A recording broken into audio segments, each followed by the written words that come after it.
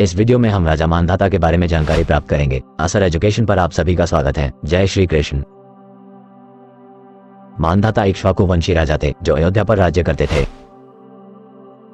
ये युगनाश और गौरी के पुत्र यादव नरेश शशबिंदु की कन्या बिंदुमती इनकी पत्नी थीं, जिनसे मुचकुंद, अम्बरीश और पुरुकुज नामक 3 पुत्र और 50 कन्याएं उत्पन्न हुई थीं। एक पौराणिक कथानुसार मानधाता संपूर्ण पृथ्वी को हस्तगत कर वे स्वर्ग जीतना चाहते थे। इंद्र सहित देवता बहुत घबरा गए। उन्होंने मानधाता को आधा देवराज्य देना चाहा, पर वे नहीं माने। वे संपूर्ण इंद्रलोक के इच्छुक थे। इंद्र ने कहा, अभी तो सारी पृथ्वी ही तुम्हारे अधीन नहीं है। लवणासुर तुम्हारा कहा नहीं मानता। मानधाता लज्जित होकर मृत्युलोक में लौट आए। उन्होंने लवन के पास दूध भेजा, जिसे उसने खा लिया। फिर दोनों ओर की सेनाओं का युद्ध हुआ। लवन ने अपने त्रिशूल से राजा मानधाता और उसकी सेना को भस्म कर दिया।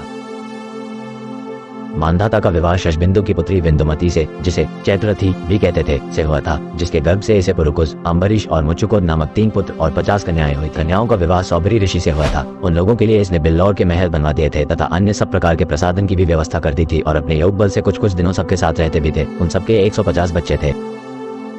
पुराण उल्लेख। विष्णु पुराण के अनुसार युगनाश निसंतान थे, अतः पुत्रेष्टि यज्ञ किया गया और अभिमंत्रित जल एक घड़े में रख सब सो गए। युगनाश को प्यास लगी और यही जल पी गए, जिससे उन्हें गर्भ रहा और दाहिनी कोख फाड़कर इन्हीं मानधाता का जन्म हुआ। जन्म होने पर इन्हें दूध पिलाने के प्रश्न पर इंद्र आए और मानधाता कहते हुए बच्चे के पीने के लिए उन्होंने अपनी अंगुली दी थी। इसी से इनका नाम इंद्र के कहे शब्द का संक्षिप्त रूप है। ब्रह्मांड पुराण के कथनानुसार मानधाता एक क्षत्रोपेत द्विज था। 16वें त्रेता में यह उतथ्य के साथ मनुष्य रूप में विष्णु के अवतार समझे जाते थे। यह एक आंगिरस तथा मंत्रकृत थे। यह विष्णु की यज्ञ रूप में उपासना करते थे। यह एक योगी थे तथा माया के आकर्षणों को जीत चुके थे। यह विजेता, लोकप्रिय शासक, एक यज्ञ तथा सच्चरित्र थे। ये ब्राह्मण हो गए थे। तथ्य नाम के इनके पुरोहित थे। अन्य कथा। एक बार रात्रि होने पर शत्रुघ्न ने महर्षि च्यवन से लवणासुर के विषय में अन्य जानकारी प्राप्त की तथा पूछा कि उस शूल से कौन कौन शूरवीर मारे गए हैं। च्यवन ऋषि बोले, हे रघुनंदन, शिव के इस त्रिशूल से अब तक असंख्य योद्धा मारे जा चुके हैं। तुम्हारे कुल में तुम्हारे पूर्वज राजा मानधाता भी इसी के द्वारा मारे गए थे। शत्रुघ्न द्वारा पूरा विवरण पूछे जाने पर महर्षि ने बताया, हे राजन,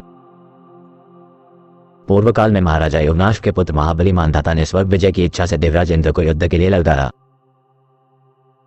तब इंद्र ने उनसे कहा कि राजा, अभी तो तुम समस्त पृथ्वी को ही वश में नहीं कर सके हो, फिर देवलोक पर आक्रमण की इच्छा क्यों करते हो? तुम पहले मधुवन निवासी लवणासुर पर विजय प्राप्त करो। यह सुनकर राजा पृथ्वी पर लौट आए और लवणासुर से युद्ध करने के लिए उसके पास अपना दूध भेजा, परंतु उस नरभक्षी लवण ने उस दूध का ही भक्षण कर लिया। जब राजा को इसका पता चला तो उन्होंने क्रोधित होकर उस पर बाणों की प्रचंड वर्षा प्रारंभ कर दी। उन बाणों की असह्य पीड़ा से पीड़ित हो उस राक्षस ने शंकर से प्राप्त उस शूल को उठाकर राजा का वध कर डाला। इस प्रकार उस शूल में बड़ा बल है।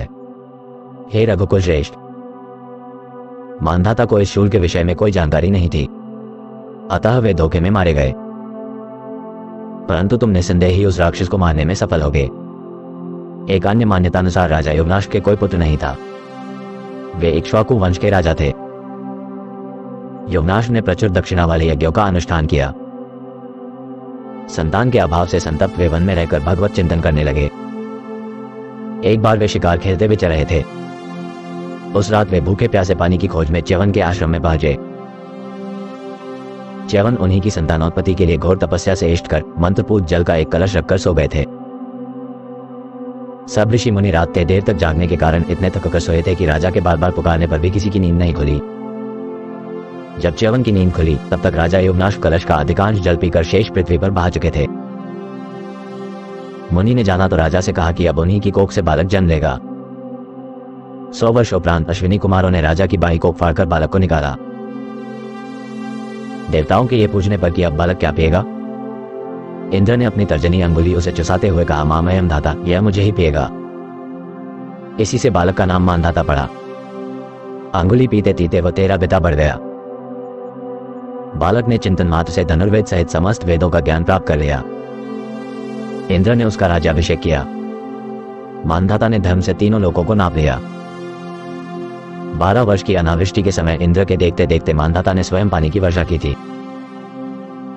मांधाता ने सम्रांगन में अंगार, मरुत, असित, गय तथा बृहद्रथ को भी पराजित कर दिया था। सूर्योदय से लेकर सूर्यास्त तक का समस्त प्रदेश मांधाता का ही कहलाता था। उन्होंने 100 अश्वमेध और 100 राजस्व यज्ञ करके 10 योजन लंबे और 1 योजन ऊंचे रोहित नामक सोने के मत्स्य बनवाकर ब्राह्मणों को दान दिए थे।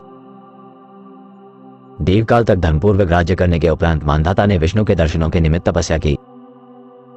वे विष्णु से कर्म का उपदेश लेकर वनगमन के लिए उद्यत थे।